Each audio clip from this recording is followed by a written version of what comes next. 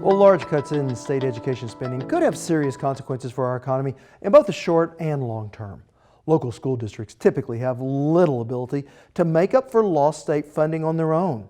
So, as a result, deep state funding cuts can lead to job losses, slowing a local economy in the short term. But it's often down the road where the larger impact may be felt. Such cuts also counteract and sometimes undermine important state education reforms and initiatives at a time when producing workers with high-level technical and analytical skills are increasingly important to our state's prosperity. Joining me now is our Courtney May. Well, according to the Oklahoma Office of Workforce Development, 46% of Oklahomans have a high school diploma or less. Projections show that in 10 years, only 23% of the state's labor market will be available to those without some post-secondary training or education. This means we have a 23-point skills gap between what our current workforce has and what our future economy will support.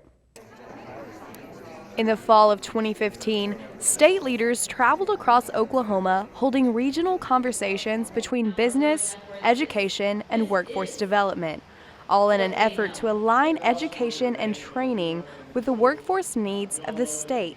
Chuck Mills is the owner of Mills Machine Works and the former chairman for the State Chamber of Oklahoma. We've got to get our education community really understanding how they fit, how they can prepare these kids or youth for that job opening. And it starts again earlier on, but really right now at career tech, community college, and higher education are the keys for immediate success. In just a few short years, it will be increasingly harder and harder to find a living wage job without an industry-recognized credential or college degree. Marcy Mack is the state director for the Oklahoma Department of Career Tech. In all of our programs that we have the opportunity to integrate science, technology, engineering, and mathematics. From our HVAC programs to our pre-engineering programs, we're very fortunate that those are components that are integrated throughout the curriculum and help individuals meet the need of filling the STEM positions that are available in Oklahoma. Career Tech offers training programs to high schoolers. The students can take classes at a technology center while working toward their high school diploma, allowing them to immediately enter the workforce and help fill the skills gap more rapidly. Career Tech is dedicated to making sure that we are offering programs that align with industry needs. One of our main goals are business and industry partnerships to make sure that we are having active conversations with businesses to make sure as students go through our programs that we are providing them with the knowledge and skills and credentialing that they need to be a successful employee for the employers that we have. Garrett Groves is the Director of Economic Opportunity for the Center of Public Policy Priorities, and he says, gone are the days where a high school education alone is acceptable for certain jobs. We're talking about the number of jobs and occupations that you can get without getting a bachelor's degree, but still require science, technology, math, and engineering skills beyond high school. John Winters is the Associate Professor of Economics at Oklahoma State University, and he says, in a 21st century economy, job seekers with STEM skills will be critical to the success of the state. STEM graduates are believed to be the special players in innovation. They're the ones that come up with new ideas and new products and processes. And so STEM graduates, also have a lot of skills, quantitative and problem-solving skills that makes them very valuable in the labor market. And so STEM graduates tend to have very much higher earnings than a lot of other college graduates. But STEM graduates are also maybe the ones that are the most beneficial in many ways for a state economy, because if we create new production processes and new jobs and such, then the STEM graduates can benefit other workers. Benefits that can translate into income across almost every industry.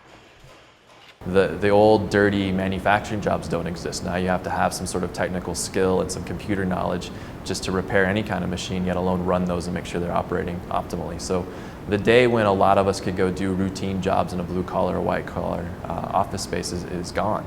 And so we're all having to upskill pretty rapidly just to keep pace with our modern economy. And continually, because of evolving technology, education is increasingly a lifelong pursuit.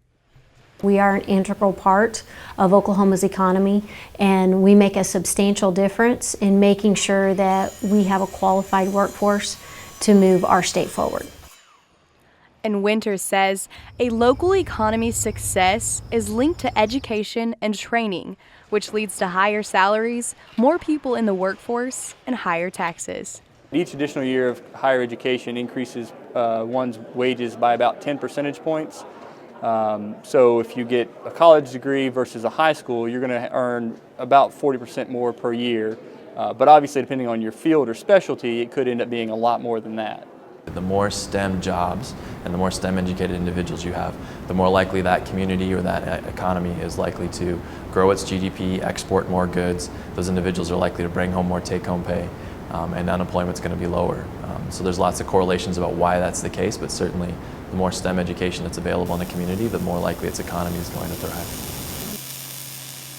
While any form of industry training or post-secondary education is expected to boost an individual's earning beyond what one could make with just a high school diploma, the true value of education has on the economy is training students for the jobs in high demand and making sure students are aware of the industry needs when furthering their education. So Courtney, what about those students that are coming out of school with a degree that's maybe not in high demand? What do they do? Right. Well, almost 40% of recent college graduates are either unemployed or underemployed, and many of them are working in jobs that doesn't even require a high school diploma.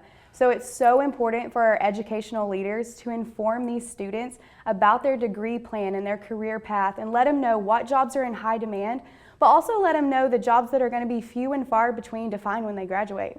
All right. Thank you so much, Courtney. You're welcome, Rob.